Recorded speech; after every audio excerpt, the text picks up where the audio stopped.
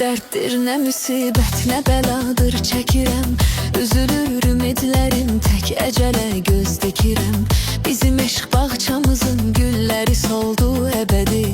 Açmayır gözlərim, yaşını hər gün tökürəm. Baxıram cavanlara, hamı gülür, hamı danışır. Doğrudan maraqlıdır, həyat qaynayır, qarışır. Amma mən cavanlığımı sevgimə qurban verirəm.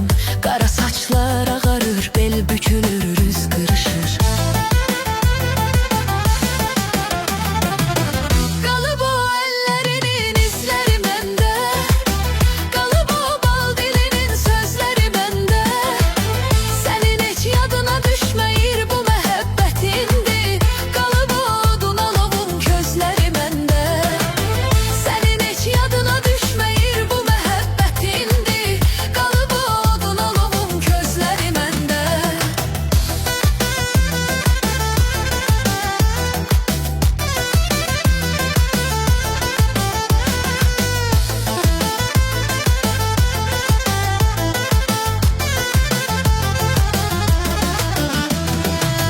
Görəsən xeyri nədir, mən bu qədər ah edirəm.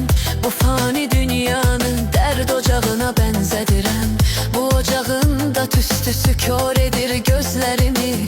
İri addımlarla uçuruma doğru gedirəm. Elə bir haldayam ki düşünürəm, çətin düzəlim. Yox heç kimin günahı, özümü yıxıbdır özəlim. Əslində ayrılığı istəmirdi heç birimiz. Allahın qismətidir, qaçmaq olmuyur gözəlim.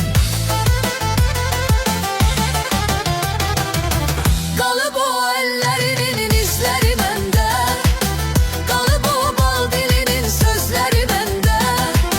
Sənin heç yadına düşməyir bu məhəbbətindir. Qalıb o odun alovun közləri məndə. Sənin heç yadına düşməyir bu məhəbbətindir. Qalıb o odun alovun közləri məndə.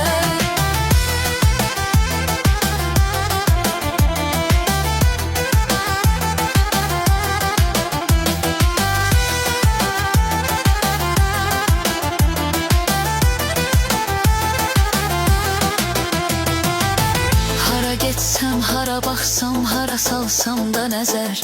Yenə o gül camalın gözlərimin önünü bəzər. Düşünəndə bu xəyaldır, sən özünü uzaqdasan.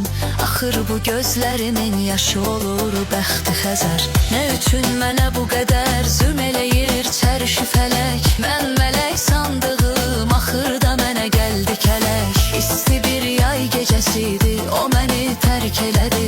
Qəflətən yağdı yağış, qopdu tufan, əsdi külək.